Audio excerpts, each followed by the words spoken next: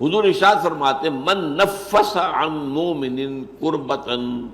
من کرب الدنیا نفس اللہ عنہ کربۃ من کرب یوم القیامہ، جس شخص نے کسی مومن کی دنیا کی سختیوں میں سے، دشواریوں میں سے کسی دشواری اور سختی کو دور کیا، اللہ تعالیٰ قیامت کے دن اس کی سختی اور دشواریوں کے اندر سے کمی کرے گا۔ یہاں اہل ایمان کے ساتھ اگر حسن سلوک کرو گے اس کا اجر اللہ کے ہاں ملے گا۔ اللہ تعالیٰ وہ سختیاں جو ہیں یوم القیامہ بڑی شدید اس کے جو احوال ہیں، وہ جو کہا جاتا ہے روایتی طور پر کہ پسینہ جو ہے وہ گردنوں تک آیا ہوا ہوگا اور سورج جو ہے وہ سوا نیزے پر ہوگا، یہ چیزیں جو ہیں بات کو سمجھانے کے لیے ہیں۔ بہرحال اس وقت کی سختیوں کو اللہ تعالیٰ جو ہے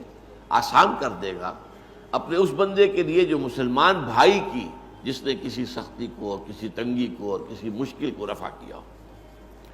وَمَنْ يَسَّرَ عَلَى مُعْسِرٍ يَسَّرَهُ اللَّهُ عَلَيْهِ فِي الدُّنْيَا وَالْآخِرَةِ، اور جس نے آسانی پیدا کی کسی ایسے شخص پر، کسی ایسے مسلمان پر جو کسی مشکل میں ہے، تنگی میں ہے، مصیبت میں ہے، تنگ دستی بھی ہو سکتی ہے، تو اگر آپ کے اختیار میں ہے کہ آپ اس کی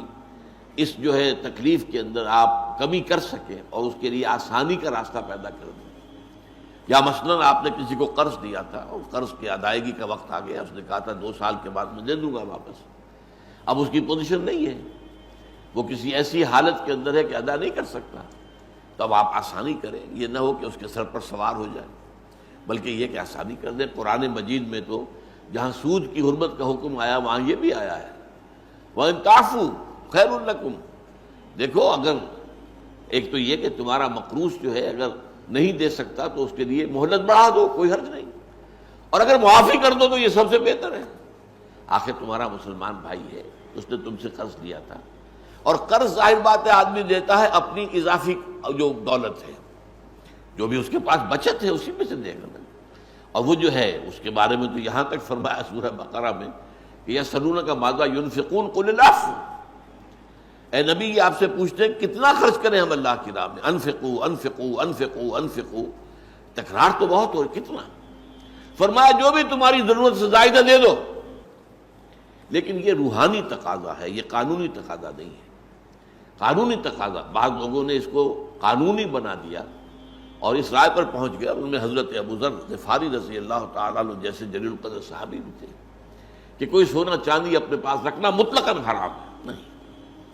یہ ان کے اندر چونکہ انتہائی زہد تھا تو اس کا یہ مظاہرہ ہوا،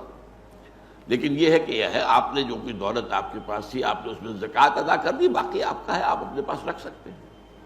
اور وہ آپ کی اولاد کو منتقل ہو سکتا ہے۔ وراثت کا قانون آخر کب کیسے لاگو ہوگا؟ اگر اپنے پاس کچھ رکھنا ہی نہیں ہے تو وراثت کس کی ہوگی؟ تو قانون کا معاملہ اور ہے، میرا اس پر کتاب چاہے بہت اہم، اسلام کا معاشی نظام، کہ وہ 2 نظام ہیں اسلام کے معاشی، ایک ہے روحانی لیول کے اوپر، احسانی لیول کے اوپر، ایک ہے قانونی لیول کے اوپر۔ قانونی لیول پر آپ نے جو کمایا حلال سے کمایا، حرام سے نہیں کمایا، اور اگر ایک وہ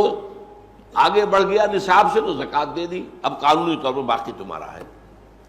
روحانی کیا ہے کہ اس کو بھی اللہ کے راستے میں دے دو، یسألونک ماذا ينفقون قل العفو۔ تو اگر تمہارا کوئی مقروض ہے اور وہ سختی میں ہے، ادا نہیں کر سکتا، تو پہلی بات تو یہ ہے کہ اسے مہلت دے دو، آسانی کر دو۔ وَمَنْ يَسَّرَ عَلَى مُعْسِرٍ،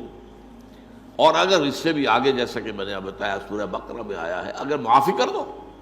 تو تمہارے لیے بہت ہی بہتر ہے، بہت بڑی کمائی، بہت بڑی نیکی بن جائے گی۔ یسر اللہ علیہ فی الدنیا والآخرہ، تو جو شخص